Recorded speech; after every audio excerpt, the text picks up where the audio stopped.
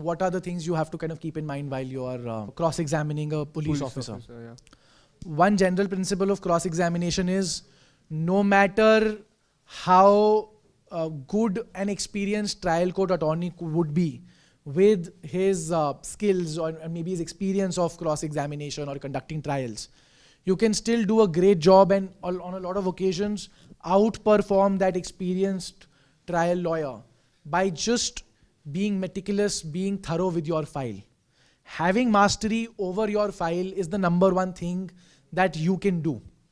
If you have an understanding of all the facts in the file, if you can distinguish small factual differences, which does not require any legal acumen anyways, but just having that inquisitive mind and looking at the discrepancies in the file, discrepancies in the statements, discrepancies between statements of one witness and the other witness, that itself will prepare you almost to an 80% on what examination, cross-examination you need to do.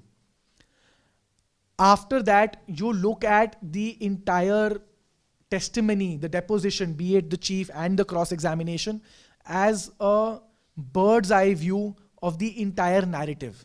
When you look at it from that perspective, at that point of time, you're able to see, all right, this is the bird's eye view. These are the holes that I see in the prosecution case, which I need to dig deeper. Or if you are, say, for the complainant, these are the holes that I have to now go and fill up to kind of suit the narrative to keep a consistent view. Those are the broader principles of examination and conducting cross-examination in a trial. Things to keep in the back of your mind, not like pointers like, okay, do this, do this, do this, but always have this one thing, in your mind. The way I discussed the NDPS case with the notice, the typewritten notice, you have to always remember, you can kind of assume that the police person who is investigating the matter is someone who is not going to do things by the book. He is going to manipulate things. You have to assume that he has manipulated something somewhere or the other, and that he has concocted something or the other. As a general rule, I have seen any statement taken by the investigating officer under section 161 CRPC is never ever actually recorded verbatim by the investigating officer. What the investigating officer does instead is, he goes to the purported witness, takes down their name, their address, and tells them to sign the 161 to sign at the bottom, which anyway should not be done because section 162 of the CRPC says statements made to a witness under 160 by a witness under 161 should not be signed. That's one aspect. And then what the police officer will do almost invariably is to fill out the facts to suit the narrative of the actual complaint, which you can play to your advantage, because what happens is that the complainant says something. The investigating officer will now, almost in a verbatim way, but from the perspective of the witness whose name he has taken down, he will write down the narrative from that angle. And he will always make a mistake on that point only. There you will, then you have to, when you have this in the back of your mind, that this particular police officer, this investigating officer has done this thing, which almost always they invariably do, you can cross-examine the officer on those aspects. You can cross-examine the witnesses, keeping that thing in mind. A good example that comes to my mind is a police officer who was aiding the investigating officer, who was also part of some other process of the investigation, like collecting the alleged weapon which committed the murder, and the vehicle in which the accused persons arrived. He gave his testimony on this one particular aspect, that yes, I accompanied the investigating officer, and from there we went to the police station, to the hospital, where the accused was brought in and declared dead.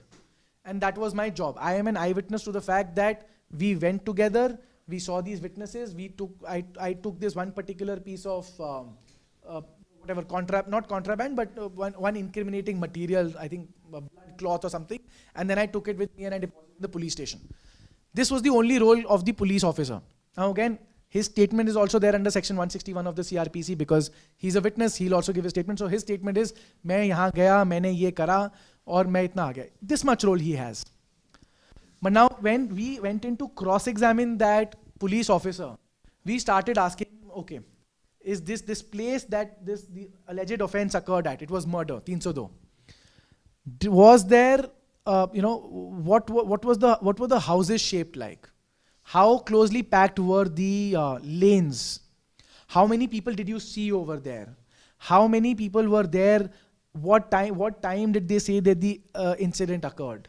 Which other police officer was there at that time? Which police officer came after you arrived? Which police officer left in the time frame that you were there? All these questions were asked, and by the end of that testimony, it was, I think, 3 or 4 pages long. It was not conducted by me, it was conducted by another counsel for my co-accused person.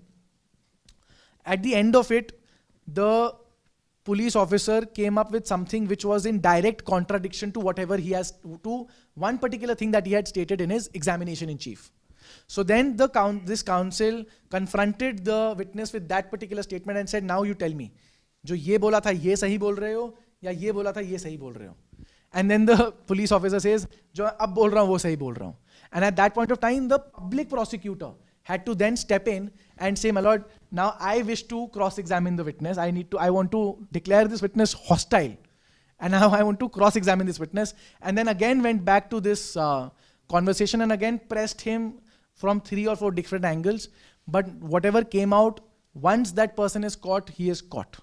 So this is a good example of how to, like, what to remember and then how to approach examining different witnesses, keeping in mind that in all probability the investigating officer has messed it up on one way or the other by an over enthusiastic endeavor to ensure a conviction.